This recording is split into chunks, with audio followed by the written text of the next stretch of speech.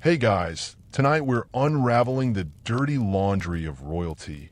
No, not in a tabloid way, but in the kind of twisty, cursed bloodline drama that makes Game of Thrones look like a polite tea party. You're standing in a damp English forest, mist curling low, birds long gone quiet, and ahead of you, a figure in robes muttering to himself about lineage, destiny, and vengeance. The War of the Roses isn't just a tale of roses. It's bramble and thorns all the way down. You probably won't survive this, by the way, but let's pretend you will. So, before you get comfortable, take a moment to like the video and subscribe, but only if you genuinely enjoy what I do here. Also, pop your location and local time in the comments. I love seeing where you're all listening from. Now, dim the lights, maybe turn on a fan for that soft background hum, and let's ease into tonight's journey together. You begin with a single question you never thought you'd ask. How does a family get so powerful and so catastrophically dysfunctional at the same time? Meet the Plantagenets, a royal dynasty so long-running and cursed with so many control issues that modern therapists would probably open a group practice just to deal with their legacy. You're in the early 1400s now, and England is, how to say this delicately, a royal mess. Technically, King Henry VI wears the crown, but wears might be a strong word. Sometimes he just stares at walls for months, which, if you've ever tried managing a country with barons hungry for power and peasants ready to riot, you'll know is not a great leadership strategy. He inherited the throne as a baby, following in the poorly shod footsteps of his father, the famous warrior king Henry V. But Henry VI? Let's just say he wasn't exactly a chip off the old battlefield. And yet, the seeds of this war were sown long before little Henry clutched a rattle on the royal high chair. You trace it all the way back to Edward III. He ruled in the 1300s and had too many sons, each one carrying a whisper of claim to the throne. Picture it like a bunch of tinderboxes, all waiting for one stray spark. Now imagine someone politely pouring gasoline over them. Edward III's fourth son, John of Gaunt, founded the Lancaster line. His younger brother, Edmund of Langley, got York. And while those names sound like quaint countryside villages, they will one day represent opposing armies flinging arrows and axes at each other in blinding snow. Here's a mainstream historical fact for you. Despite being born from the same royal bloodline, the houses of Lancaster and York were constantly at odds over who should rule.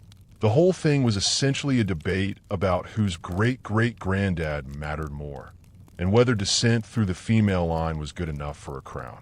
Spoiler, the answer depended entirely on who was holding the sword. Now here's where it gets extra chewy. The Plantagenets believed, knew, that God had chosen their blood to rule, which is great until everyone in your extended family starts thinking they're the one God meant. Add in a few military losses in France, a sprinkle of peasant rebellions, and a court filled with whispering nobles. And baby, you've got a war stew going. And the common folk? They're just trying to make it through another plague cycle without coughing themselves to death. While the royals argued over lineage like spoiled children fighting over inheritance in a will, the regular people starved, froze, and occasionally rose up only to be put down with frightening efficiency. Historians still argue whether the conflict really began in earnest with a specific battle or simply simmered in courtrooms and bedchambers first. Some say 1455's Battle of St. Albans was the spark. Others think it started earlier, when the king's mental health deteriorated and opened the floodgates for ambitious nobles. Still others suggest the real war wasn't fought with swords, but with arranged marriages, bribes, and rumors passed like poison cups between dinner guests. Here's a fun fringe tidbit. Some medieval chroniclers believe the curse of the Plantagenets came from actual witchcraft. They whispered about omens, a horse giving birth to a goat, fish raining from the sky, a crow that perched daily on the king's window, and cawed precisely 6 times. People were that desperate to explain why things were spiraling so badly. You, meanwhile, trudge along in this muddy past, your boots sinking into the metaphorical and occasionally literal blood of dynastic pride. You see young boys declared heirs before they can walk. You see marriages brokered not for love, but to secure armies. You see power passed like a hot coal between hands too burned to hold it long. And Henry VI, the king meant to keep it all together, he slips in and out of lucidity. One day he's reciting prayers and asking for peace. The next he doesn't recognize his wife or his newborn son. His court is a viper's nest, and his crown, meant to be a symbol of God's will, becomes a prize in a deadly game of keep away. Meanwhile, the nobles split like dry wood. On one side, the Lancastrians, led by Queen Margaret of Anjou, a French-born powerhouse with a fierce temper and no patience for weakness. On the other, the Yorkists, led by Richard, Duke of York, a man with a legitimate claim and a seriously inflated sense of destiny. His beard probably whispered strategy at night. You start to feel it, the slow unraveling of something ancient and once solid. This isn't just a family spat. It's tectonic. Every crack that opens now will ripple through centuries. Oh, and about the roses? Yeah, they're not a thing yet. That whole red rose versus white rose imagery, later invention. The combatants didn't exactly go around wearing flower pins into battle.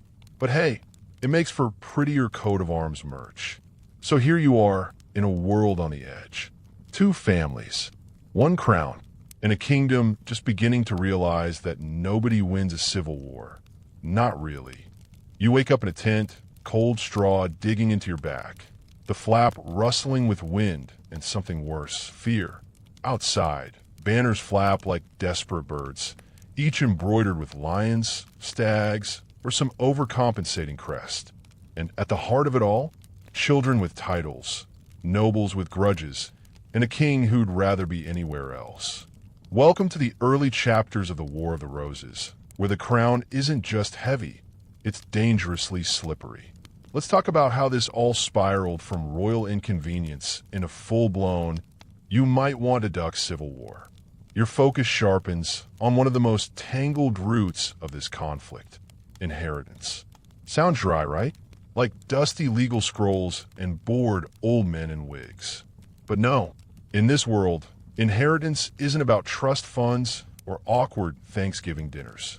It's about power, armies, bloodshed, and a terrifying number of babies who don't live long enough to grow into their shoes. You start with the Duke of York, Richard Plantagenet. On paper, he's the guy who should be just important enough to make you uncomfortable at court, but not enough to take over the country. Unfortunately, the paper says otherwise. He's descended from Edward III twice, once through the male line, and once through a female cousin with a conveniently timed marriage. That dual lineage turns him into a walking legitimacy bomb. The problem is, Henry VI is already king. He may not be good at it, but he's wearing the crown. And while Richard of York seems like a natural backup plan, the nobles don't all agree.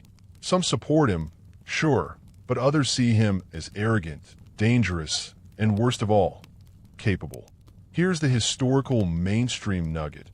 Richard was appointed Lord Protector during one of Henry's infamous mental breaks.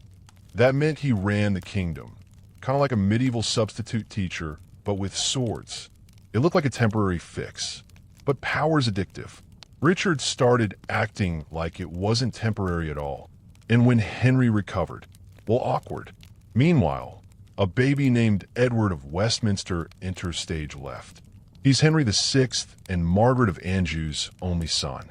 Technically, he's the heir, but he's also a baby, so not super helpful in battle. And now it gets complicated, because some people whisper, is he really Henry's child? Or is Queen Margaret playing a different game entirely? Historians still argue whether Edward was actually the king's legitimate son, or just a convenient answer to the who will succeed this collapsing monarchy problem. Either way, Richard of York sees him as a threat. You, standing off to the side, wonder how many grown men are going to kill each other over a toddler's hypothetical future. But let's pan out. The nobles are restless. Land disputes, old feuds, debts owed, insults flung. You see lords shifting alliances like blackjack cards. They wear elegant robes by day, but their nightwear probably includes a dagger tucked under the pillow. They don't care about the baby. They care about what's siding with or against the Duke of York might mean for their slice of England. And while all this simmers, Richard of York makes a bold move. He claims the throne. Not just influence, not just regency. He says, "That's my crown." And suddenly, the roses bloom. Metaphorically, of course.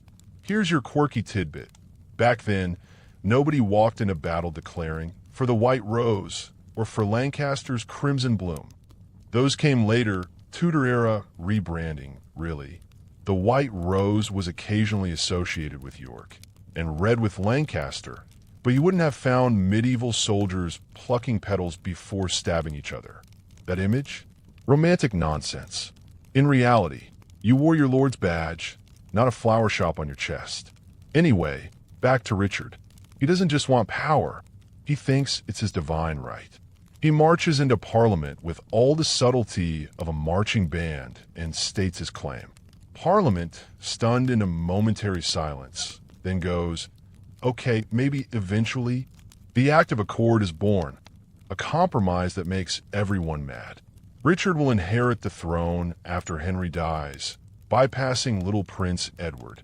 Queen Margaret, predictably, flips every table in the room. Her son has just been disinherited by an agreement she had no part in. The ink isn't even dry before she begins gathering troops. And here's where the toys break. Because what do you do when a sitting king has promised the crown to someone other than his son? You go to war. Not one dramatic clash, but a series of small disasters. It's like watching dominoes fall. Only each domino is wearing armor and has a family army behind him. You see skirmishes in countryside villages, strategic castles changing hands overnight, sieges, betrayals, last-minute alliances forged over wine and side-eyes. People start vanishing into dungeons, into graves, into suspicious hunting accidents. The stability England once had, however shaky, is shattered. Oh, and the civilians? Yeah, they're not doing well. Farms are burned, livestock stolen. Taxes climb while the nobles sword fight over titles. One peasant writes that it's as if the devil himself commands the court. And honestly, if you saw what was coming next, you'd probably agree. You wander the halls of power and see something odd. Children dressed like adults, married off by 10, used as bargaining chips. It's not just a war of men, it's a war of lineages.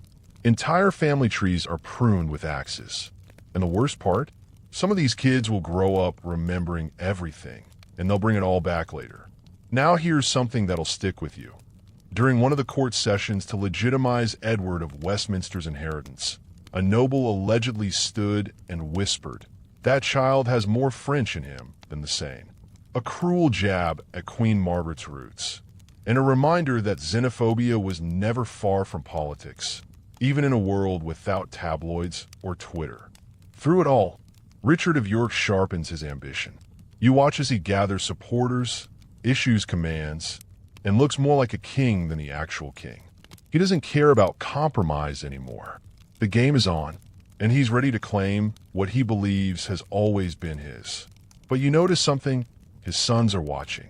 Edward, George, and Richard, yes, that Richard, stand by taking notes. Learning the game, learning the lies. Because one day, it won't be just about the Duke of York. It will be about his sons. And the war is only just beginning. You find yourself standing on a frost-hardened hill outside Wakefield, the wind biting through every layer you imagined would keep you warm. In the distance, there's the muffled rumble of something brewing. Boots on frozen ground, war cries biting the air, and banners snapping in the wind like warning flags. You're not just watching a feud now. You're watching the first crack in the dam give way. It's late December 1460. You feel the tension pulsing from every direction. And at the heart of it, Richard, Duke of York, the man who thought he could talk his way into a crown. Let's set the scene. Just a few months ago, Richard had strutted into Parliament like he was ordering a steak, demanding they recognize his right to succeed Henry VI. And they did, sort of. The Act of Accord gave him the right to the throne after Henry's death. A neat little arrangement that completely ignored the existence of Henry's son, Prince Edward. As far as Queen Margaret was concerned, that wasn't politics, it was treason. So she did what any deeply offended royal matriarch would do. She rallied an army. From her base in Scotland and northern England, she summoned the most die-hard Lancastrian supporters. And not just the usual gentry with too many cousins and not enough sense. This was a wave of resentment, loyalty, and the promise of revenge dressed in steel. You, standing on the sidelines, might think Richard would have been cautious. Maybe held the line, fortified a few castles, waited out the storm. But no, our Duke of York, forever allergic to subtlety, decides to march out from the safety of Sandal Castle and confront the Queen's forces at Wakefield. Historians still argue whether this was pure hubris or strategic misstep. Some suggest Richard was misled by false intelligence, convinced that Margaret's army was smaller than it really was. Others claim he simply underestimated her rage. After all, it wasn't the first time a nobleman had ignored a woman's warning glare, though few had lost their heads over it quite so literally. Now here's your mainstream historical fact. The Battle of Wakefield was a disaster for the Yorkist cause. Richard of York was killed in the fray, his body mutilated. His son Edmund, just 17, was captured while fleeing and butchered on the spot. Accounts say he begged for his life. It didn't matter. But wait, because here comes the tidbit you'll never forget. After the battle, Margaret's forces placed Richard's severed head on a spike at Micklegate Bar in York. And just for flavor, they gave it a paper crown. Just in case anyone forgot how funny they thought his claim to kingship was. You stare up at that grisly decoration now. The wind flutters its fake crown. It's not just a warning, it's a message written in bone. This is what happens to men who grab too early at power. And yet, as grotesque as it is, that spiked head doesn't end the war. It fans it, because Richard had a son, and not just any son. Meet Edward, 17 years old, tall, handsome, brave, and frankly a little bit terrifying. If Richard of York was a man of plans, Edward is a creature of action. He hears about his father's death, sees his brother's blood staining the snow, and something snaps. He doesn't cry. He doesn't retreat. He raises a standard. You follow him now. This boy who suddenly becomes the new Duke of York. He rallies his father's remaining allies and heads south. And what's wild is how quickly people begin to rally around him. He's not just claiming to avenge his father. He's embodying a kind of raw, magnetic fury. Think Henry V's swagger, with a dash of vengeance-fueled teenage energy. It helps that he's good at what he does. His military instincts are strong, and he surrounds himself with capable men, most notably Richard Neville, Earl of Warwick. Yes, Warwick the Kingmaker. We'll talk more about him later, but for now, just imagine the kind of guy who could charm a room, plan a coup, and still find time to insult your haircut, all before dinner. Together, Edward and Warwick push back against Margaret's forces with a speed and ferocity that surprises everyone. Just weeks after his father's head was set on a spike, Edward meets the Lancastrians at Mortimer's Cross. Here's where things get deliciously weird. On the morning of the battle, the sky pulls a party trick. 3 suns appear in the sky. No, your eyes aren't playing tricks. This phenomenon, known as a parhelion or sundog, occurs when ice crystals in the atmosphere create the illusion of multiple suns. For the superstitious soldiers of the 15th century, though, this wasn't a physics lesson. This was a sign. Edward, sharp enough to turn a moment into a movement, tells his army it's a divine omen. The Holy Trinity, he says, proof God is on their side. And just like that, morale soars. Spoiler, they win. Decisively. Mortimer's Cross becomes a Yorkist rallying cry, and Edward becomes more than a boy seeking revenge. He becomes a serious contender for the throne, and he's not wasting time. While Margaret and Henry regroup further north, Edward marches to London. The city, fed up with Lancastrian competence, opens its gates. The citizens cheer. The Lord smiled too widely. And on March 4th, 1461, barely 3 months after his father's humiliating death, Edward is declared King Edward IV. That's right. No long, drawn-out negotiations. No appeals to the old king's mercy. He just takes the throne like it's been waiting for him. Historians still debate whether this was a true coronation or a political stunt backed by muscle and a city that had simply run out of patience. But to the Yorkists, it doesn't matter. Edward wears the crown. He signs with royal flourish. He sends out commands under the king's seal. But just because Edward calls himself king doesn't mean the war is over. Margaret of Anjou hasn't fled. She's sharpening knives. And Henry VI? Well, he's back to his old trick of sitting quietly in rooms and pretending none of this is happening. It's a tragic thing, really. Somewhere deep down, you feel a strange pang of pity for this fragile man who never wanted war, but became the brittle branch everything broke upon. Still, you're not here for pity. You're here for history's equivalent of a street brawl. And as Edward prepares to truly prove he deserves the crown he's seized, you feel it again. That quiet, seething energy. This isn't about lineage anymore. It's about dominance. About which rose will rise, and which will be ground into the mud. And the mud is just getting thicker. The mud is thicker now, so thick it clings to your boots, to your soul, to the names scrawled on banners. You can't walk without dragging the weight of someone else's ambition behind you. And as you trudge through the filth outside Toten, you realize you're no longer watching a feud over politics or inheritance. You're knee-deep in the largest and bloodiest battle ever fought on English soil. March 1461. You don't just hear the storm coming. You feel it. Cold sleet pelts your shoulders. The wind screeches like a crow warning you to run. But there's nowhere to go. Not anymore. This is the reckoning. Edward IV has claimed the throne in London. Sure, some lords clapped politely. The city cheered. And a few even cracked open barrels of wine to celebrate. But none of that matters if he can't hold it. And Margaret of Anjou? She's not exactly sending congratulations.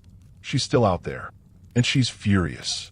She and her loyal Lancastrians have been rallying support in the north, piling up grievances, troops, and grudges like dry timber. And now they're ready to strike. This clash, what will be called the Battle of Toten, isn't just another skirmish. This is the one. The do-or-die, no-holds-barred, hide-your-children kind of showdown. Rough estimates say around 50,000 men faced off that day. Think about that. 50,000. In a country with a population of barely 3 million. That one in every 60 people putting on armor and heading towards something they likely wouldn't walk away from. Here's your mainstream historical fact. Toten was fought on Palm Sunday, March 29th, 1461. The weather was atrocious, bitter cold, blowing snow. Both sides were desperate, and both believed that whoever lost would not be forgiven. You huddle close to the Yorkist lines, watching Edward IV, still technically a teenager, stride among his men. He's not just barking orders. He's making eye contact, slapping shoulders, whispering, "Fight like your homes depend on it," because they do. And just behind him, always lurking like a well-dressed shadow, is Warwick the Kingmaker. Still charming, still dangerous, still playing chess when everyone else is busy smashing checkers pieces. The Yorkists hold the higher ground. Not much, just enough to matter. They begin the attack. Arrows fly like stinging sleet, vanishing into the blizzard. But here's where things get spicy. The wind. It's blowing directly into the faces of the Lancastrians, which means their archers can't see a thing. Their arrows fall short or veer wildly off course. Edward's archers, meanwhile, can shoot with frightening accuracy. It's not luck. It's meteorological brutality. The snow turns pink, then red, then something worse.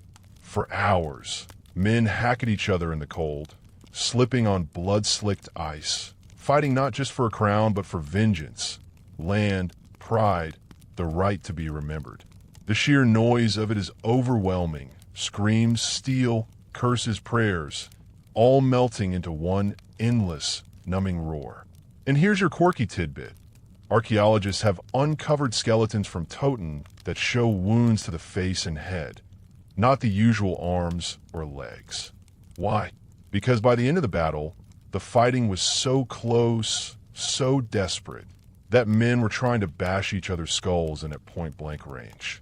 The equivalent of medieval bar fighting with axes. The Lancastrians hold, barely, until the arrival of reinforcements, led by the Duke of Norfolk, tips the balance. Edward's forces surge forward. The Lancastrians break, and the slaughter begins.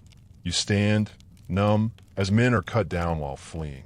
Bridges collapse under weight and panic. Soldiers drown in freezing rivers, pulled down by their own armor. The stream running through Toten becomes so choked with bodies that it said you could walk across without touching water. Historians still argue whether Edward ordered the killing of prisoners. Some sources claim his command was to show no quarter. Others believe it was the chaos of the rout that turned the retreat into a massacre. Either way, mercy is in short supply by the time the sun sets, and it barely does behind that thick, grim sky. Over 20,000 men lie dead or dying. That's nearly half the total forces engaged. Imagine Wembley Stadium filled with corpses. That's Toten. The Yorkist victory is absolute. Edward, now undisputed King of England, cements his hold on the throne with blood. This isn't a paper crown anymore. It's one hammered into place with the iron will of a boy king who just won the ugliest battle imaginable. And yet, you feel no triumph here. No real celebration. Just a quiet, exhausted breath from the survivors. They don't cheer. They wipe gore from their cheeks. They look for friends who never got back up. Edward enters York shortly afterward. And here comes a callback. Remember his father's head with the paper crown at Micklegate Bar? Edward does. He finds the noblemen responsible and has them executed. Their heads are stuck on spikes. This time, no jokes, no paper crowns, just the cold, final weight of revenge. But even as he consolidates power, Edward knows this war isn't really over. Margaret has escaped, Henry too. Somewhere out there, the red rose still grows, if only in shadows. And now it's personal. You walk the battlefields in the weeks after. Birds circle overhead. Farmers return to ruined fields, digging shallow graves with numb hands. And you hear whispers on the wind, of ghosts, of curses, of a country that may never really be whole again. Because here's the truth nobody told you in school. Toten didn't end the war. It just changed the rules. No more polite petitions. No more carefully worded claims to legitimacy. From here on out, it's blood for blood, house for house, crown for crown. And as the spring sun tries, feebly, to melt the ice, the seeds of the next conflict are already planted. The snow has melted, but instead of peace, all that's revealed is the fresh rot beneath, the stink of old armor, scorched villages, and broken oaths. You'd think that after a bloodbath like Toten, people would sit down, maybe sip some wine, and have a good cry. But you've clearly not been paying attention. This is the War of the Roses. And if you thought the Lancastrians were done, or that Edward IV could kick back in a velvet robe and start monogramming goblets, oh no. The war just got domestic. You're in London now. It's 1464. The banners from Edward's coronation are long gone, replaced with gossip, suspicion, and more than a few grumbles about royal behavior. Because despite the mountain of corpses left at Toten, there are still Lancastrian loyalists clinging on in the north. Skirmishes, sieges, whispers of rebellion. They haven't stopped. But Edward, he's not acting like a king in wartime.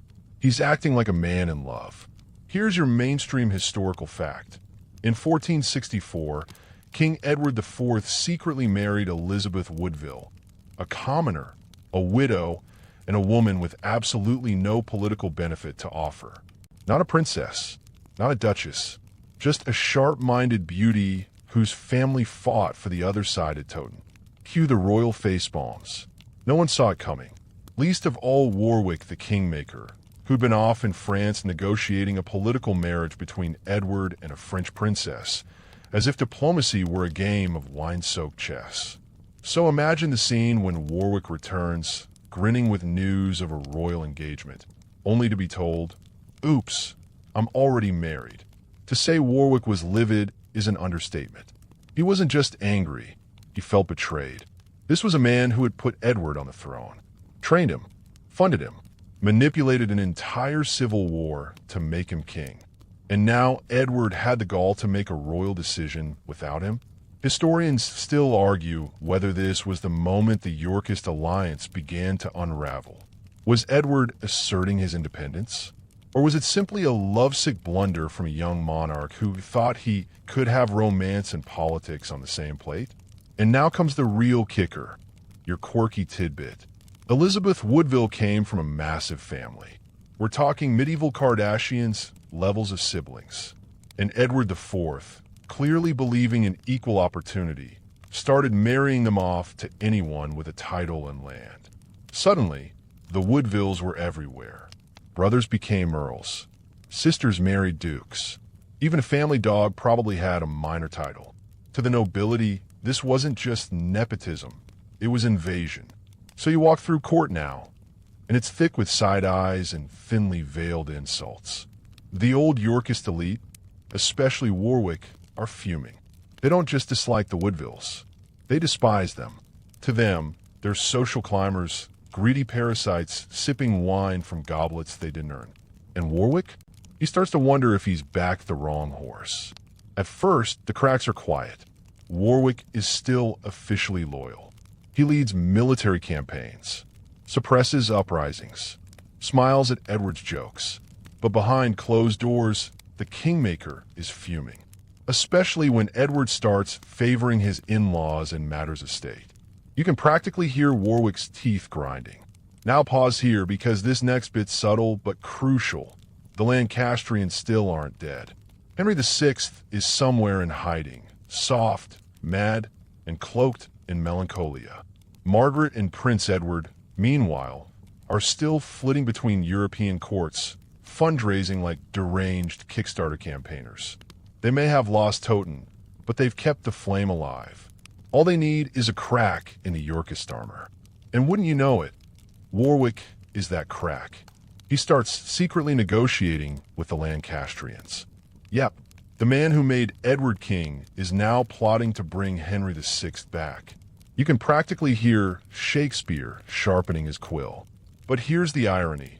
The very woman Warwick once scorned, Elizabeth Woodville, has now become his obsession.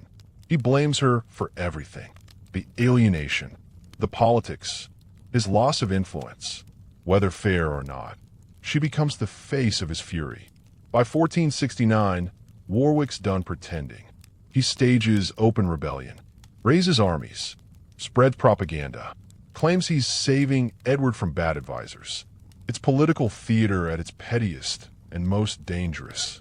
And just to add paprika to the stew, he marries his daughter, Isabel Neville, to Edward's rebellious brother, George, Duke of Clarence.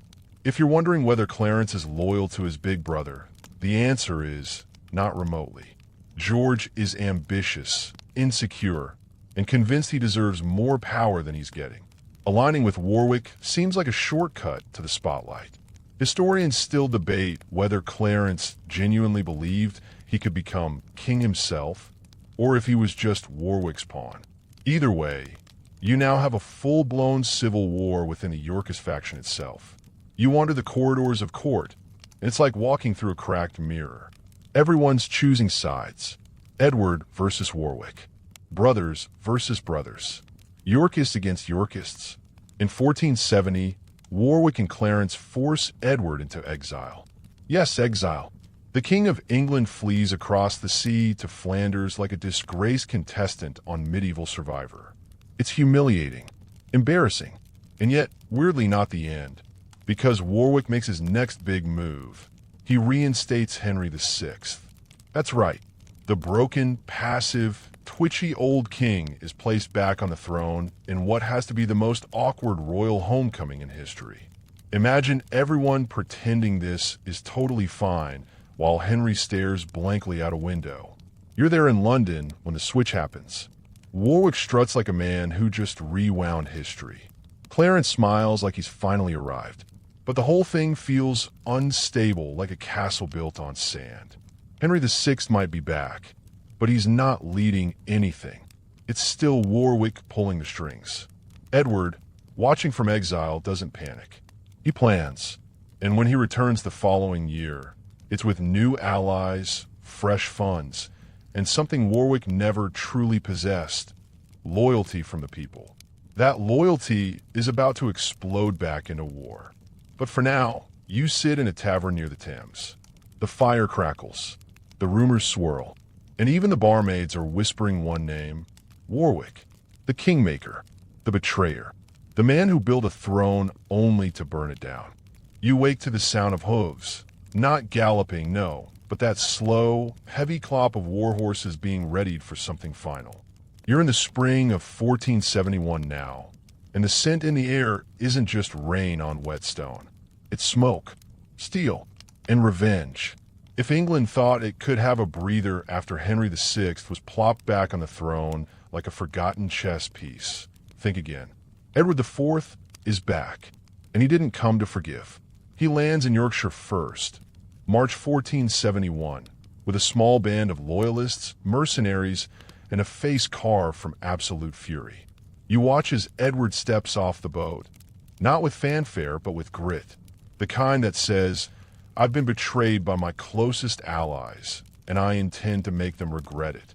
No longer just a pretty young king with golden locks and a roguish smile. No, this Edward is steel-wrapped and ice-eyed. He's got one goal: take back his throne. Now here's your mainstream historical fact. Edward's return was so smooth, at first it felt wrong. He was practically welcomed through towns by people sick of Warwick's puppet show. Even George, Duke of Clarence, yes, the same brother who betrayed him, switches sides again, hoping nobody remembers his recent stint as traitor. Spoiler, everyone remembers. They're just too scared to say it out loud. Edward marches south like a storm rolling in, picking up troops and momentum with every muddy mile. By April, he's in London, and Henry VI is tossed back into the tower like a malfunctioning heirloom. No ceremony, no trial, just silence. But now, the real reckoning. Warwick, the once unstoppable kingmaker, is preparing for battle. And so is Edward. You stand at the edge of Barnet, April 14th, 1471, watching the dawn creep up behind ragged hedgerows. The fog is so thick it's like the ground itself doesn't want to see what's about to happen.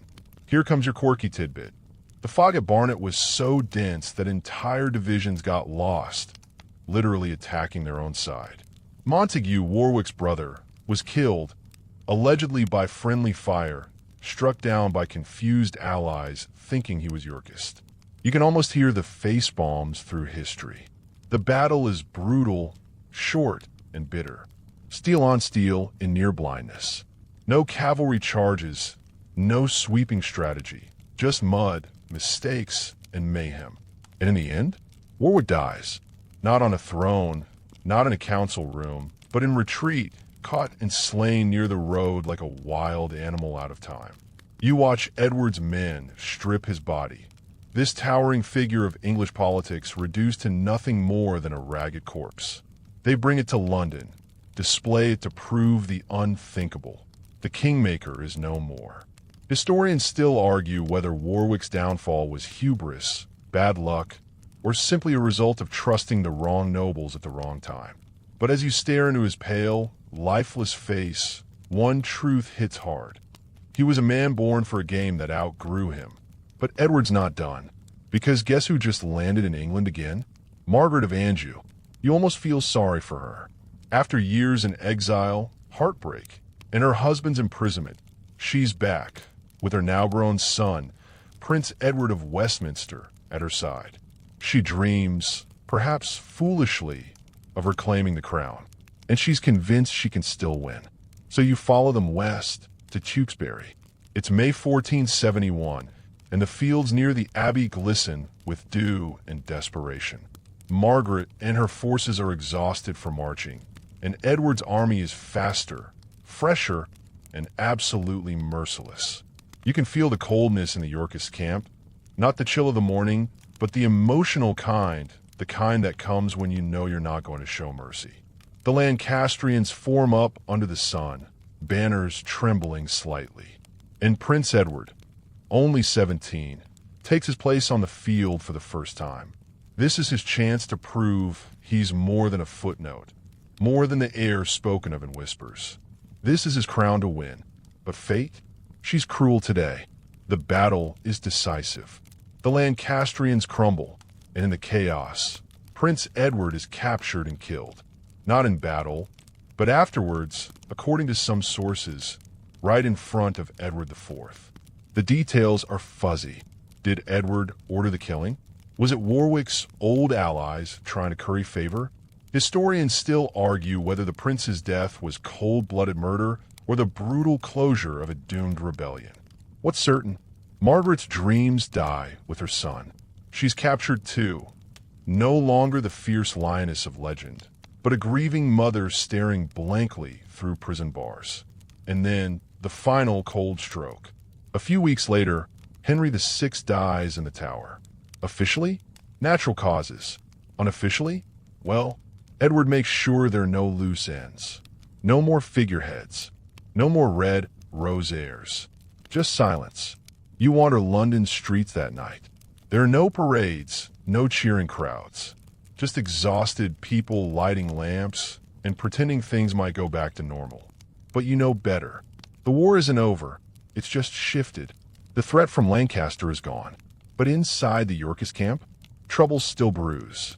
You feel it in the way Clarence struts too confidently, always glancing over his shoulder. In the way Edward's smile doesn't quite reach his eyes.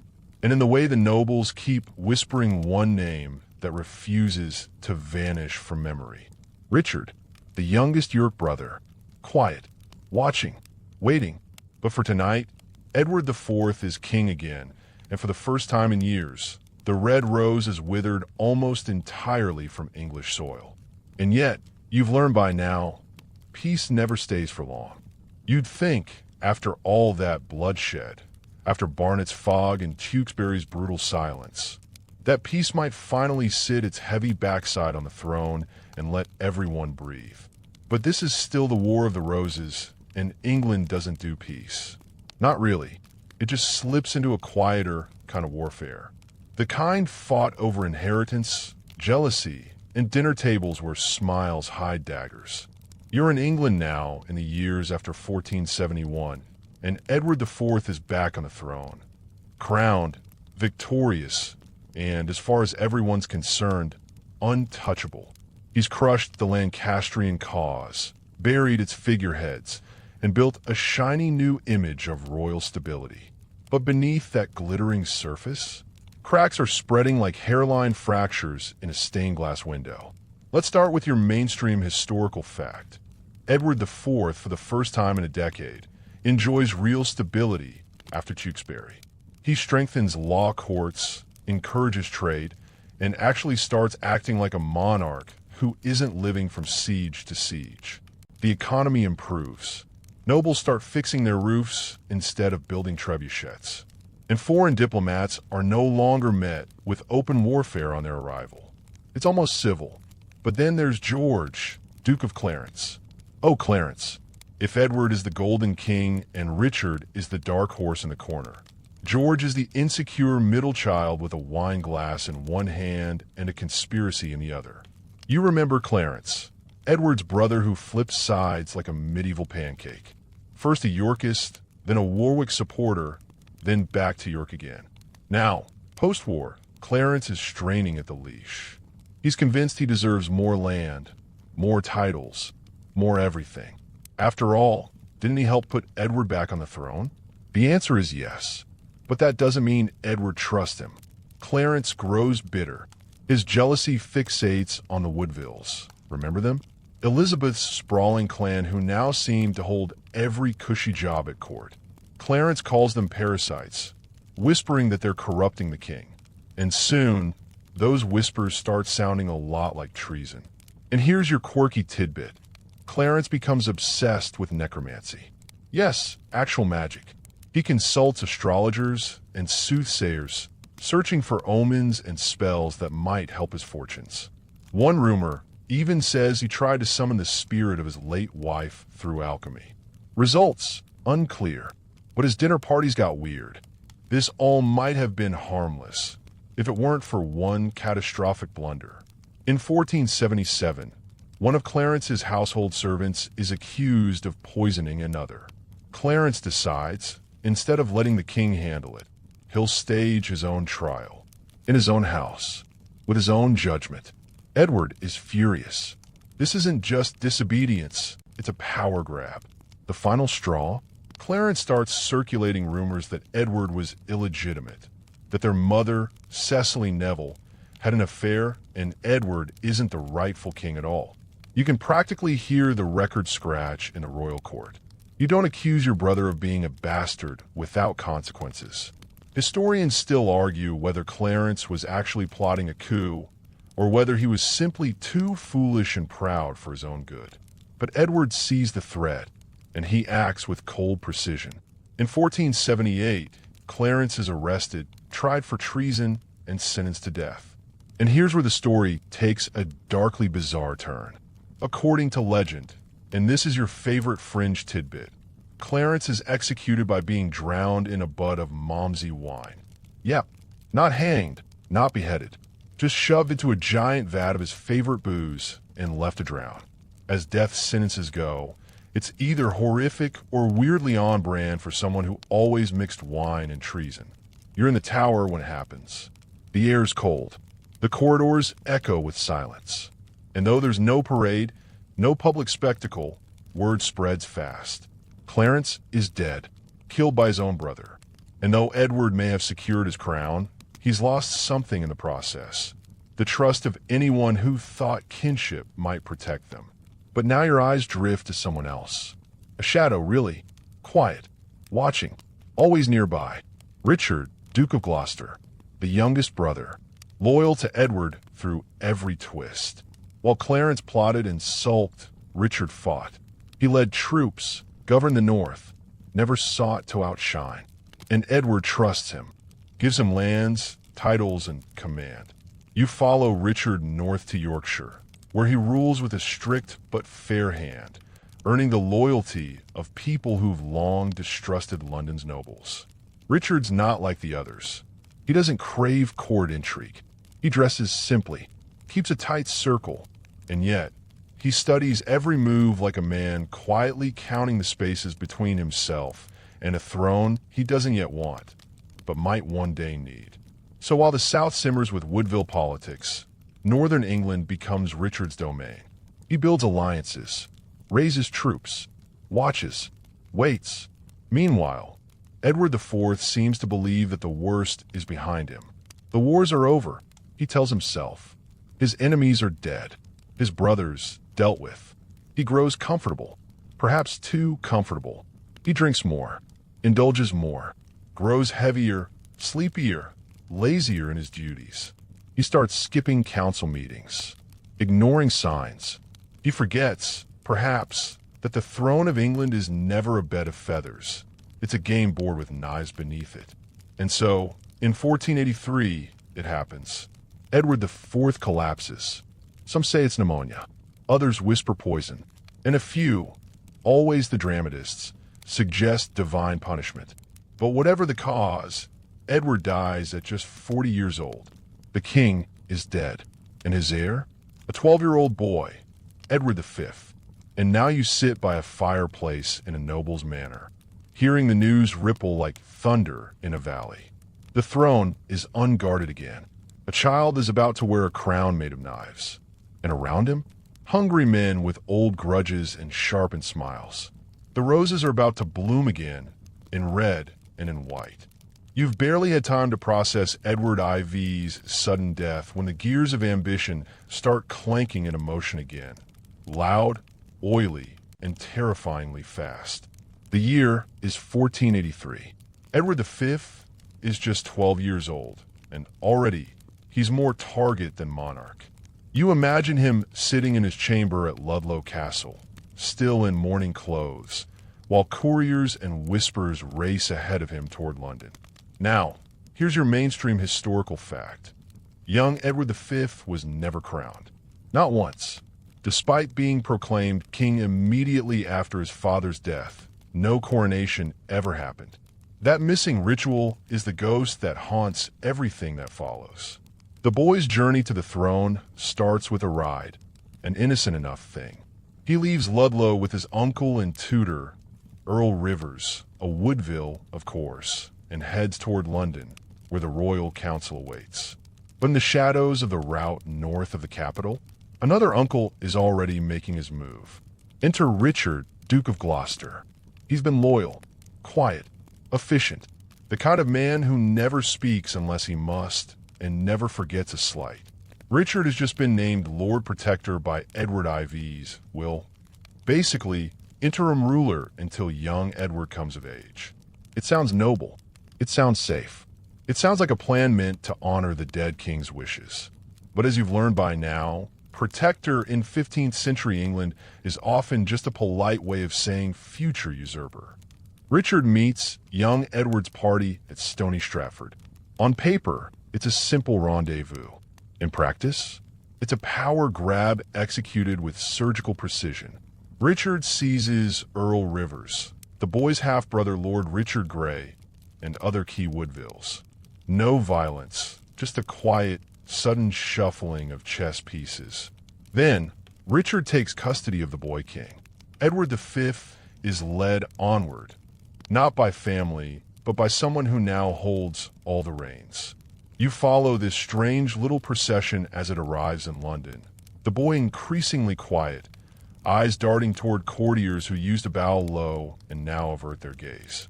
He's lodged in the Tower of London, ostensibly for his protection. But you can already feel it. Something's wrong. Here's your quirky tidbit. The Tower wasn't originally a prison. It was a royal residence. Kings lived there, dined there, even planned feasts. So Edward V's stay there wasn't suspicious at first. That came later, when doors began to close and his voice stopped reaching beyond stone walls. Richard wastes no time. The council is forced to delay the coronation. First for preparations, then out of caution, and then it doesn't happen at all. In the vacuum of power, Richard moves. Fast. He announces that Edward V and his younger brother Richard of Shrewsbury, the Duke of York, are illegitimate. Why? Because, according to a conveniently timed revelation, their father, Edward IV, had already been betrothed to another woman before marrying Elizabeth Woodville. In other words, bigamy, which, if true, makes his children royal frauds. Historians still argue whether this was true or a fabrication. Some claim Edward IV had a secret pre-contract with a noblewoman named Lady Eleanor Butler. Others think Richard conjured it up with the help of scheming clergymen. Either way, the public never got a clear answer, just a new proclamation and a stunned silence. And suddenly, Richard, Duke of Gloucester, becomes King Richard III. The people don't riot. Not yet. They're confused, nervous. But the Woodvilles are effectively neutralized, and no one wants another civil war. Still, as Richard takes the throne, everyone keeps glancing toward the tower, toward the two young princes inside. Now your breath catches, because over the next few months, their appearances become rare, then non-existent. The boys vanish from public view. No parades, no balcony waves, just rumors. Some say they were seen playing in the gardens one last time. Others whisper they were moved to a remote location for safety. But then nothing. And here's the fringe tidbit you came for. Many believe that the princes in the tower were murdered by order of Richard III. There's no proof. No bodies ever officially recovered. But the suspicion clung to Richard like a shadow. He claimed innocence. His allies maintained their silence. And Londoners began to speak of ghostly childlike figures flitting through the stone corridors of the tower at night. But Richard had bigger problems than haunted castles. Opposition began to stir almost immediately. The Woodvilles, enraged and dispossessed, began plotting. Other nobles, who'd tolerated Richard as protector, balked at his sudden kingship. Even former Yorkist loyalists began switching sides, because whatever else Richard might be, he wasn't their king. And in the west of England, a new challenge arises. His name is Henry Tudor, and while his claim to the throne is wobbly at best, traced through the illegitimate Beaufort line, he has two things that matter far more than bloodlines: money and French support. He's in exile in Brittany, watching the chaos unfold, and he smells opportunity. So do the exiled Lancastrians who survived the last purge. All eyes turn toward the boy from Wales. Meanwhile, Richard tries to steady his rule. He enforces laws, doles out rewards, and begins to take a hardline stance against disloyalty. But the air around him has changed. His crown feels heavier than it should, and people no longer smile quite as easily when he walks into a room. And then comes the rebellion. In the fall of 1483, just months into his reign, Richard faces his first real uprising. It's a mess of a plot, improperly timed and poorly coordinated. But the danger is clear. Even former Yorkists are willing to support Henry Tudor over Richard. The revolt fails, but it leaves deep cracks. The question on everyone's lips now: what really happened to the princes? Richard never gives a straight answer. No one does. And that silence? It echoes louder than a confession. You find yourself walking past the tower again one foggy evening, watching a guard light a lantern near the Traitor's Gate. And for a moment, you swear you see small shadows in a window watching back. History may never give you closure here, but it gives you a warning. When kings start lying about children, the crown isn't safe anymore. So, here you are, just a few years after the disappearance of the princes in the tower, standing at the edge of one of England's most infamous turning points. The year is 1485, and if the previous decade was a slow-burning fuse, this is the explosion you've been waiting for. The War of the Roses is about to deliver its final, most dramatic act. The man everyone's been whispering about, Henry Tudor, is finally making his move. If you think of Henry as a dark horse, you're not wrong. He's a nobody by birthright, a Welsh exile with a barely legitimate claim. And yet he's about to become the most dangerous player in the game.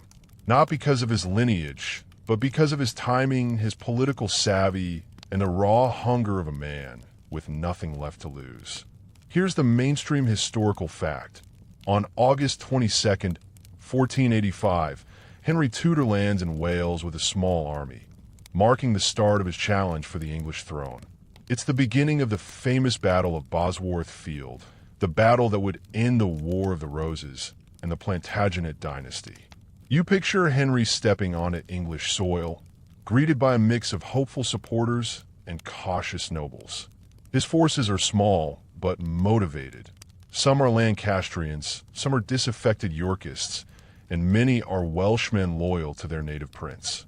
The tide of history is shifting beneath their boots. But let's back up a bit to something quirky. Henry's entire cause rides, quite literally, on a white rose, specifically the white Tudor rose.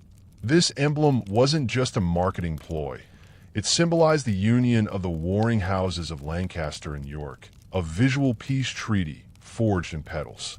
The rose would later become England's national emblem, but at this moment, it's a banner of hope for a tired country. The battle itself is chaotic and brutal. You can almost hear the clash of steel, the roar of war horses, the cries of men fighting for their lives and futures. Richard III, the last Plantagenet king, fights valiantly, but faces betrayal. His own allies desert him, most famously Lord Stanley, who waits until the heat of battle before tipping his forces in Henry's favor. There's an eerie moment when Richard removes his helmet, trying to rally his troops with the fiery charisma of a desperate king. He fights on horseback, sword raised, a lion cornered by wolves. But when the final charge comes, Richard is killed, reportedly struck down by a blow to the head. Historians still argue whether Richard was betrayed or simply outmaneuvered, but the fact remains: the Plantagenet line ends that day. And here's a fringe tidbit. According to some legends, Richard's body was found centuries later buried under a car park in Leicester, far from the grandeur of Westminster Abbey, where kings usually rest.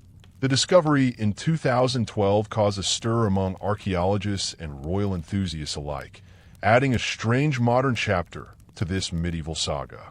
With Richard dead, Henry Tudor becomes King Henry VII, the first Tudor king.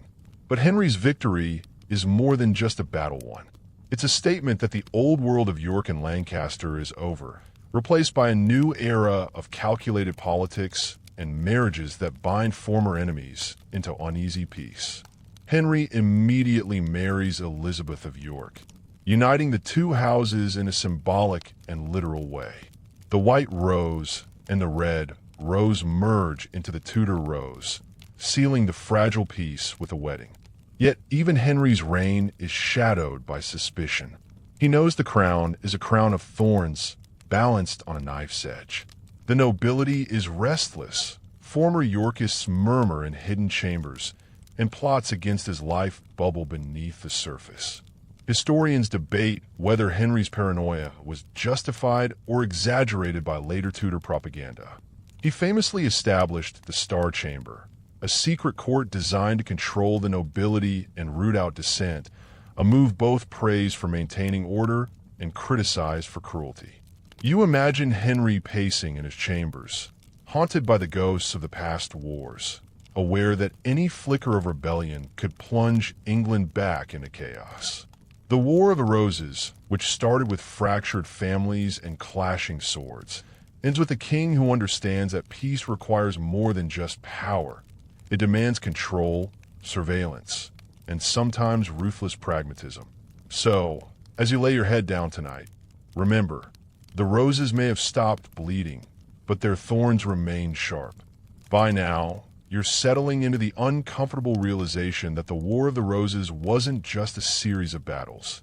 It was a centuries-old family drama soaked in betrayal, ambition, and more than a few questionable decisions.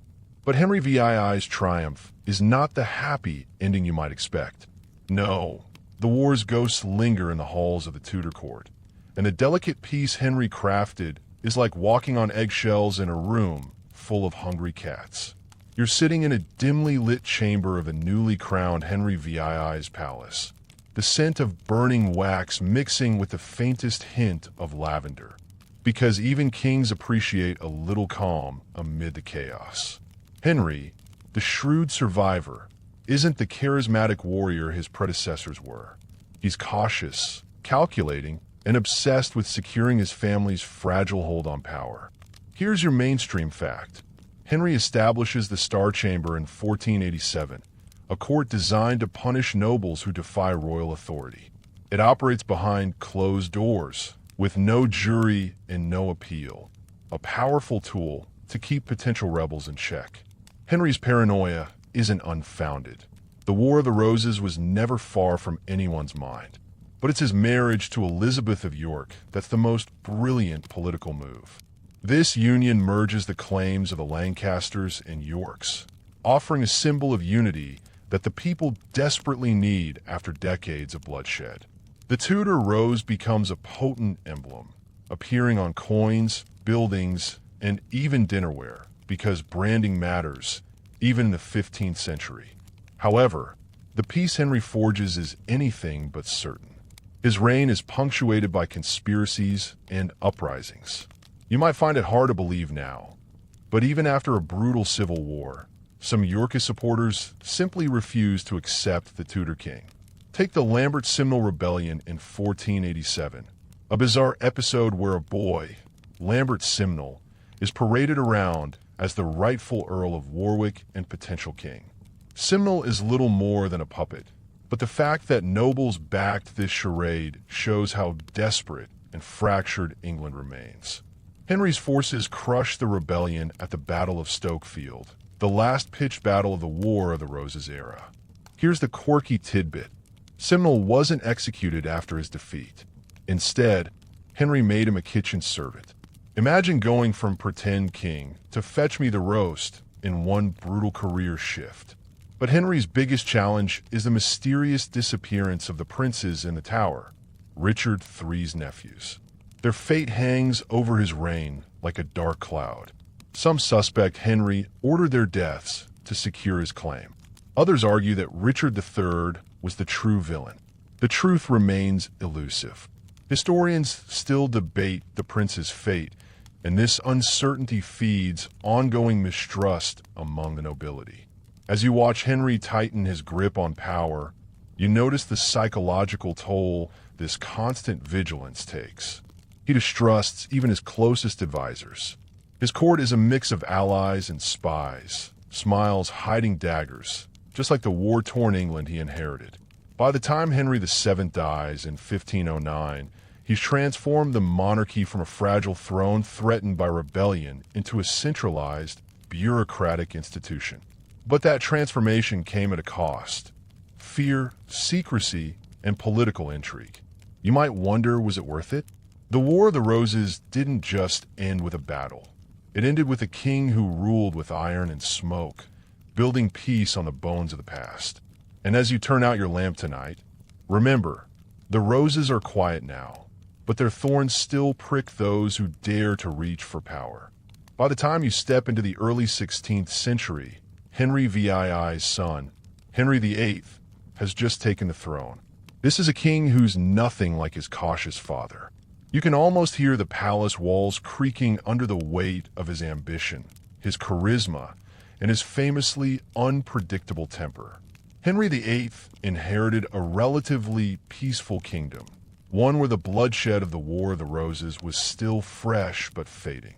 But he had plans, big flashy plans. His reign would become synonymous with grandeur, scandal, and seismic shifts that no one could have imagined in those uneasy post-war years. Your first mainstream fact: Henry VIII is crowned king in 1509 at just 17 years old, full of energy and eager to prove himself. The young Tudor is charming, athletic, and loves the arts, but he's also a warrior king at heart, itching to assert England's place in European politics through military exploits and marriages. But here's a quirky tidbit. Before his reign, Henry VIII was a bit of a bookish prince who could speak Latin and French fluently, loved music, and even considered becoming a scholar. The party animal king we know so well was hiding behind a more studious exterior early on. Despite his youthful charm, Henry quickly realizes that being king is about more than just tournaments and feasts. His first major headache?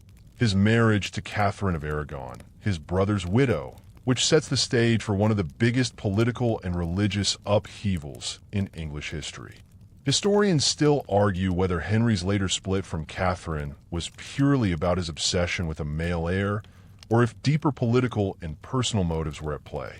What's clear is that this marital drama would shake England to its core.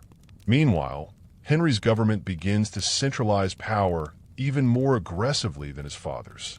The royal court becomes a theater of both spectacle and danger. Courtiers jostle for favor, aware that the king's mood could change with the wind. And that mood swings famously fast. You imagine the opulent banquets, the echo of lutes, the clink of goblets, but also the whispered fears in shadowed corridors. Henry's court was as much about survival as it was about celebration.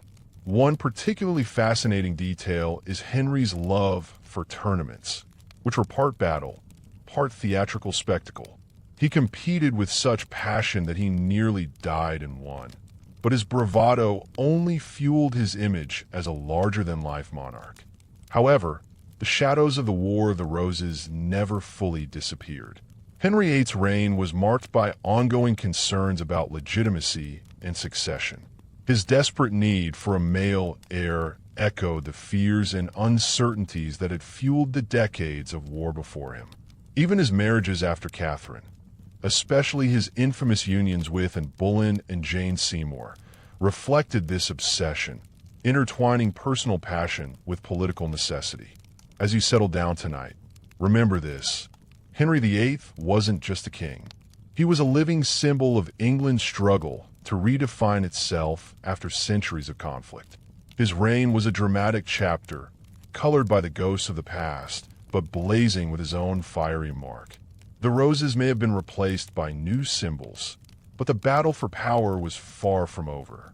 You're deep into the reign of Henry VIII now, and the kingdom is buzzing with change.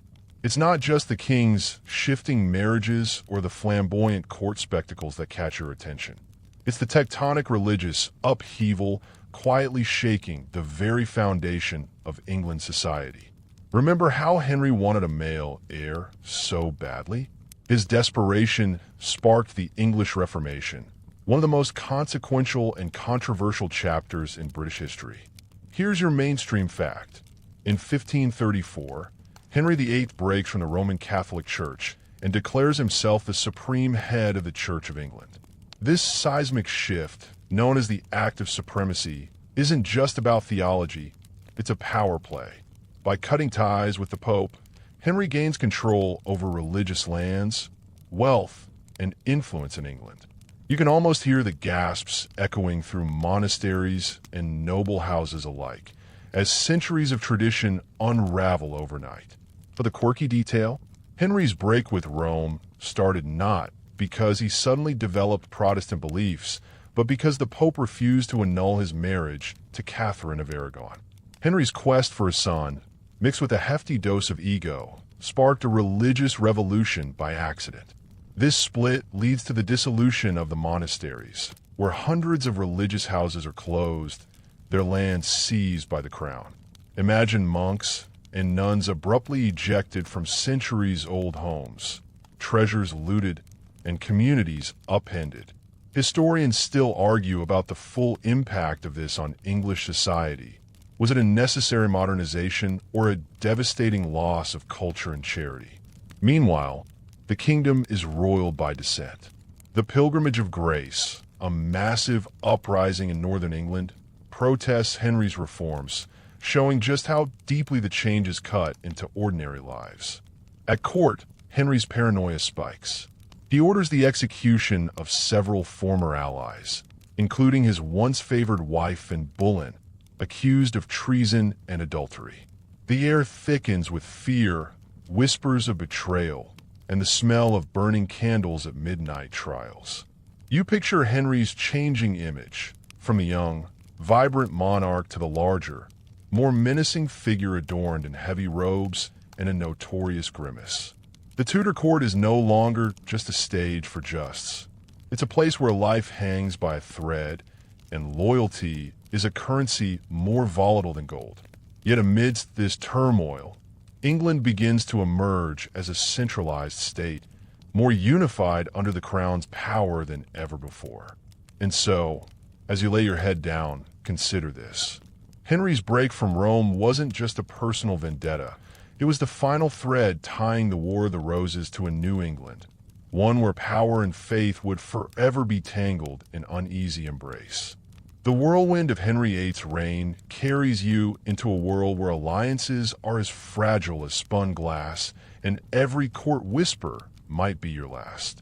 But before we spiral further into the Tudor tempest, let's pause and remember that the echoes of the War of the Roses didn't just fade away with Henry's iron fist. They shaped the DNA of every political move that followed. You're standing at the cusp of the mid-16th century, watching England teeter between tradition and transformation. Henry's children, Edward VI, Mary I, and Elizabeth I, each inherit a throne fraught with religious tension and political instability, a direct inheritance from their father's volatile reign. Here's your mainstream fact. Edward VI, Henry's son, ascends to the throne in 1547 at just 9 years old. His reign is brief, but marked by a fierce push towards Protestant reforms, accelerating the Reformation that Henry started almost reluctantly. But the quirky bit? Despite being king, Edward is so young that regents really rule in his name, and he's often too sickly and frail to participate much in governance. You could say he was a puppet king before puppets were cool. Historians still argue about how much Edward's religious reforms truly reflected his will versus the agendas of powerful advisors. But his short reign undoubtedly moved England closer to Protestantism. Next comes Mary I, Henry's daughter by Catherine of Aragon, who returns England to Catholicism with a fiery determination. You might know her as Bloody Mary for her persecution of Protestants, a nickname that reflects the brutal religious conflicts ignited by the Tudor succession. Mary's reign is a grim reminder of how fractured England remains. Her efforts to reverse the Reformation only deepen divisions. She dies childless in 1558, paving the way for her half-sister, Elizabeth I. Elizabeth's reign, stretching from 1558 to 1603, is often called the Elizabethan era, a golden age of English culture and exploration. But beneath the surface, her rule is a delicate balancing act, maintaining religious peace and navigating threats from Catholic powers eager to restore their influence. And here's a quirky detail. Elizabeth was known as the Virgin Queen, and her refusal to marry was as much a political tool as a personal choice. She famously said, "I have the body of a weak, feeble woman, but I have the heart and stomach of a king." The religious conflicts that erupted during her reign were the lasting legacy of the War of the Roses, showing that old wounds bleed long after the battle's end. You imagine Elizabeth's court, bright, bustling, full of poets like Shakespeare and explorers like Sir Francis Drake, but also filled with spies and plots that could turn deadly overnight. Her leadership cements the Tudor dynasty, but also signals the slow fading of medieval England into the Renaissance and early modern world. So as you wind down tonight, remember, the War of the Roses wasn't just about kings and battles. It was about the deep fractures in a society struggling to find its identity, a struggle that echoed through generations, shaping the England you know today. As Elizabeth's reign strides confidently into its golden years, you start to feel the subtle but powerful ways the War of the Roses shaped not just kings and queens, but the very fabric of England's society, culture, and sense of self. This isn't just a history of battles anymore. It's a story about how a fractured nation stitched itself back together, slowly, often painfully, and sometimes with a touch of flair. Here's a mainstream fact. Elizabeth's rule marks the rise of the English Renaissance, a time when literature, art, and exploration flourished. Shakespeare's plays, many inspired by history, were performed for the Queen and her court, reminding everyone that the past, even the brutal wars, could be reshaped into stories of power, tragedy, and triumph. But the quirky detail? Elizabeth was said to carry a small portrait of the Earl of Leicester, her rumored secret love, hidden inside her ring, a symbol of personal politics and intrigue swirling behind the regal facade. Historians still debate whether Elizabeth's refusal to marry was a genuine choice or a calculated strategy to maintain political independence in a male-dominated world.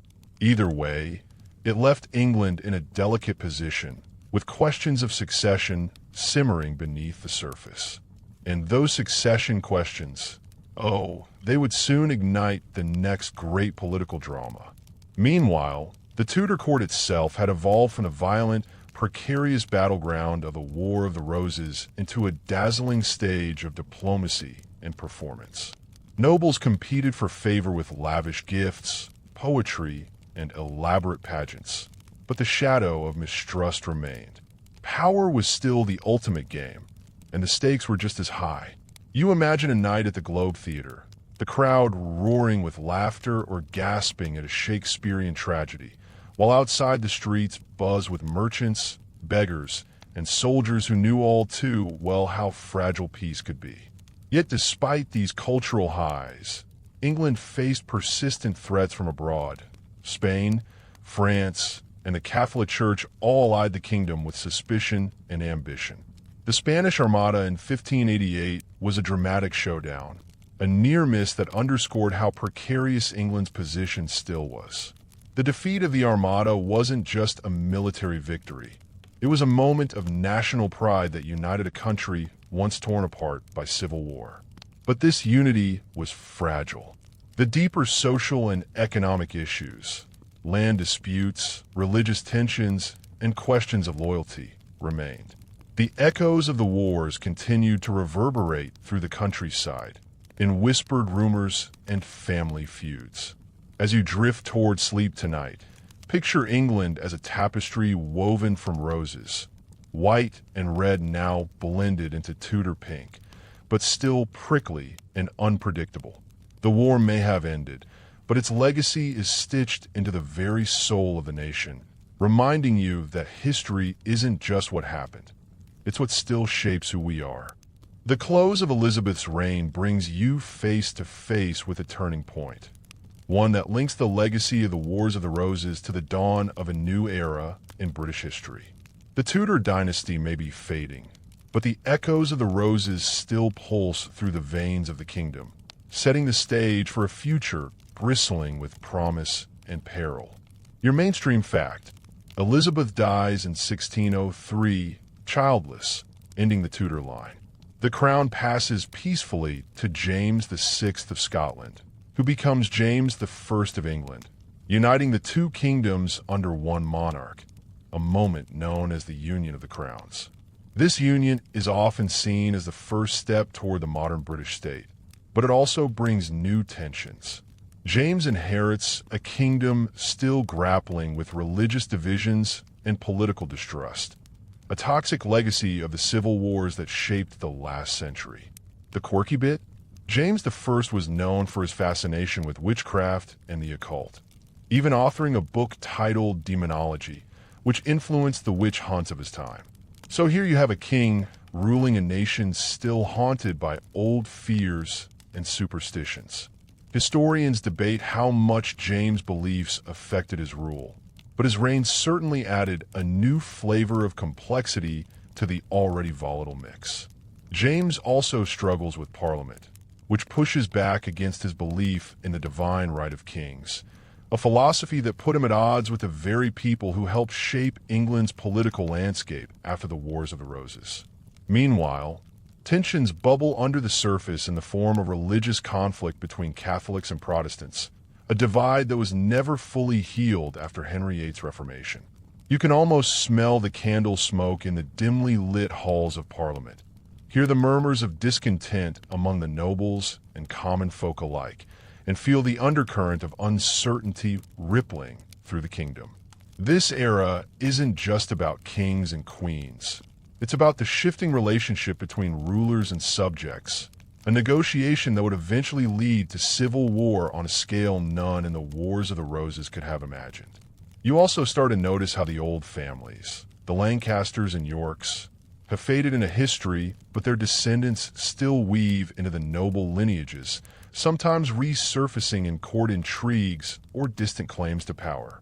As you lie back, the weight of history settles around you like a thick quilt, reminding you that the Wars of the Roses were not just a distant chapter, but the roots from which modern Britain grew.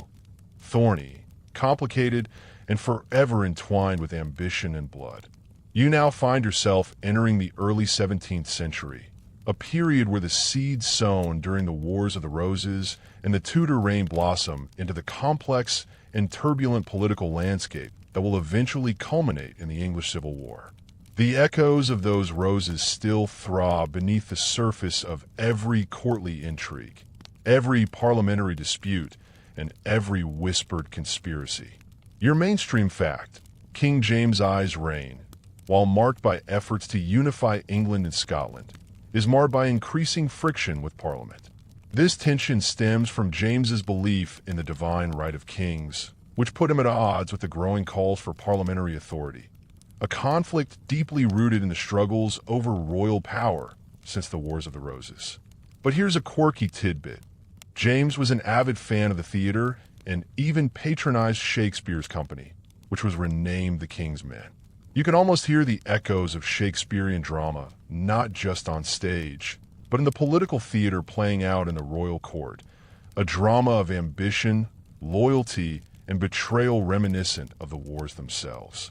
Historians still debate whether James was an ineffectual ruler or a man struggling to balance tradition with the new political realities of a changing kingdom. What's clear is that his reign set the stage for even greater conflicts ahead. Meanwhile, religious tensions continue to simmer. The Gunpowder Plot of 1605, an audacious but failed attempt by Catholic conspirators to blow up Parliament and assassinate the king, shocked the nation and hardened anti-Catholic sentiment. This event highlights the dangerous legacy of the Reformation and the Wars of the Roses, as old religious loyalties collide with new political orders. You can almost smell the sulfur and candle smoke mingling in the cold air as the plot unfolds, and feel the chill of suspicion that spread through the court and countryside alike. Amid this, the noble families who once fought over the throne now jockey for influence in a more complex system where bloodlines still matter, but so do political alliances and parliamentary support. As you drift to sleep, consider this. The Wars of the Roses may have been centuries behind, but their legacy shaped the struggles over power, faith, and governance that would define England's future. The roses may no longer bleed on the battlefield, but they continue to bloom in the shadows of history's grand stage. You slip deeper into the 17th century, where the tension between monarchy and parliament tightens like a noose. This is the period where the lessons of the War of the Roses echo loudly in every decision, every rebellion, and every speech, because the question of who truly rules England is far from settled. Your mainstream fact: the simmering conflict between King Charles I, James I's son, and Parliament explodes into the English Civil War, 1642 to 1651. This brutal conflict pits royalists, cavaliers, against parliamentarians, roundheads, and shakes the country to its core. But here's a quirky nugget. Oliver Cromwell, the military and political leader who would emerge victorious, was a deeply religious man who believed he was on a divine mission to save England from tyranny. A reminder that faith and politics were still dangerously intertwined, just as during the Wars of the Roses. Historians still argue whether Cromwell was a liberator or a dictator, and whether the Civil War was inevitable or a failure of leadership and compromise. You picture the smoke rising from battlefields like Edgehill and Naseby, the clatter of armor, the cries of men and horses, but also the quiet desperation of families divided by allegiance, a living echo of the centuries-old York versus Lancaster feud. It's not just soldiers who fight. Propaganda, pamphlets, and sermons become weapons in the ideological war for hearts and minds. The stakes are colossal.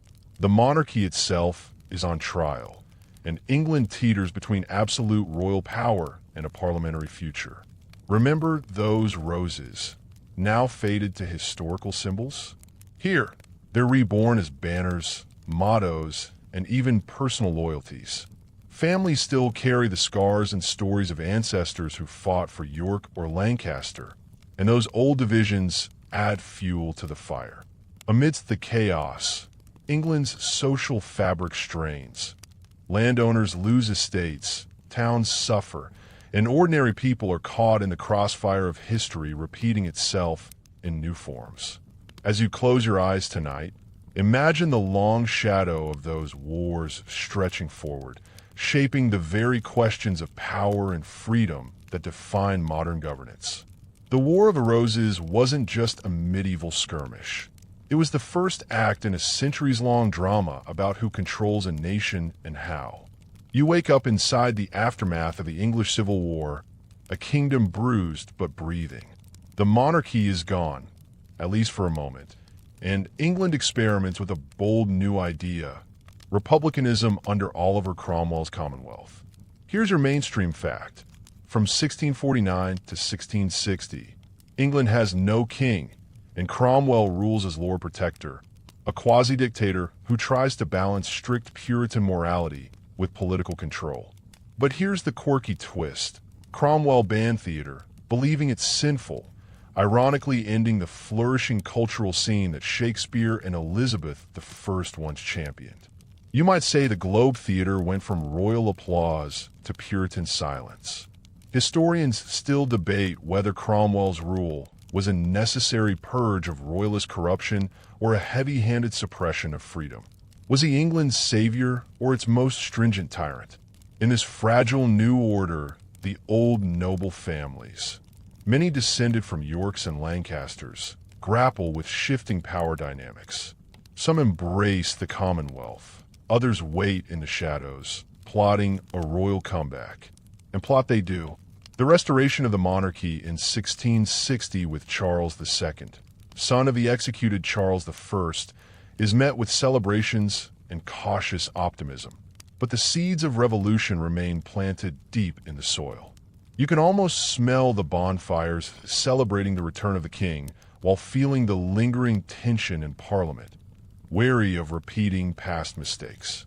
This period shows the long reach of the War of the Roses legacy. England is still struggling with balancing monarchy, parliament, religion, and individual rights. As you relax into the night, think about how the roses faded but never quite vanished, their thorns still pricking the evolving English state. The wars were more than battles. They were the opening act in England's complicated journey toward modern democracy and constitutional monarchy. You drift into the late 17th century, a time when England, still bearing the scars of civil war and revolution, begins to craft a new political order that echoes the age-old battles between crown and parliament. The War of the Roses might be centuries behind, but its legacy pulses through every debate about power, rights, and governance.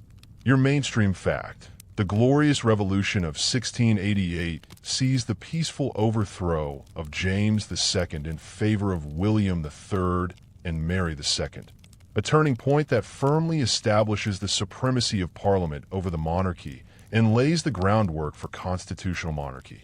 But here's a quirky detail. William and Mary ruled jointly but barely spoke to each other, reportedly sleeping in separate rooms and communicating through intermediaries. Talk about a politically charged marriage. Historians still argue how glorious this revolution really was, considering the turmoil and uncertainty it unleashed, and whether it truly ended the monarchy's divine right claims or just repackaged them.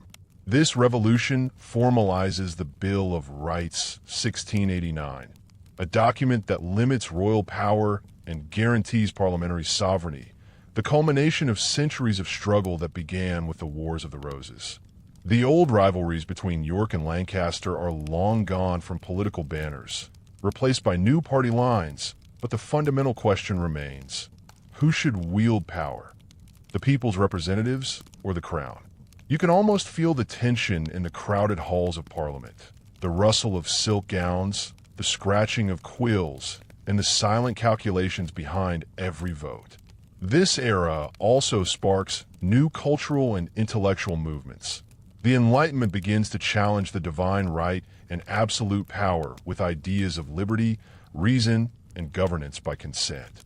As you settle in tonight, think about how the roses that once symbolized bloody conflict have transformed into a metaphor for resilience and political evolution. The War of the Roses was not just a medieval power struggle. It was the crucible in which modern Britain's political identity was forged, a reminder that peace is often born from the ashes of conflict. Here you are, at the threshold of the 18th century, standing in a world reshaped by centuries of conflict, compromise, and change. The final chapter of a story that began with the clash of roses centuries before. The echoes of those battles still hum beneath the surface of Britain's politics, culture, and identity, reminding you that history is never truly past. Your mainstream fact: the Act of Union in 1707 formally unites England and Scotland into the Kingdom of Great Britain, a political and economic consolidation that sets the stage for Britain's rise as a global power. But here's a quirky detail. The Scottish Parliament voted itself out of existence to join England, a decision that many Scots regret to this day, and which still colors debates about independence centuries later. Historians still debate whether the Union was a pragmatic step toward strength or a coerced agreement that sowed the seeds of future tensions. As Britain turns outward, building an empire across continents, it carries with it the lessons, both brutal and enlightening, of its turbulent past. The Roses of York and Lancaster are long gone as banners, but their legacy lives on in the political struggles over monarchy, parliament, and national identity. You imagine London bustling with merchants, explorers, and philosophers, a city transformed yet still shadowed by its own history. As you lay back, the story slows. The battles fade into quiet reflection. The names of kings and queens soften into whispers, and the war's long shadow recedes. But the lessons linger. Power is fragile, peace is hard-won, and history is a story written by survivors, shaped by the scars they carry. You've traveled through centuries tonight, feeling the weight and wonder of a past that refuses to be forgotten.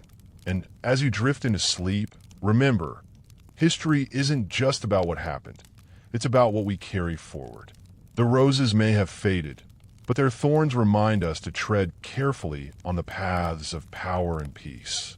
So now, as the last embers of this journey glow softly, you can let your mind rest easy. The roar of battles, the clash of swords, and the whispers of court intrigue soften into distant echoes, like waves gently lapping on a quiet shore. You might picture a field where red and white roses once fought, now blooming peacefully under a soft, golden sun. The weight of history can be heavy, but tonight it settles like a comforting quilt, a reminder that even in chaos, there's room for growth and hope.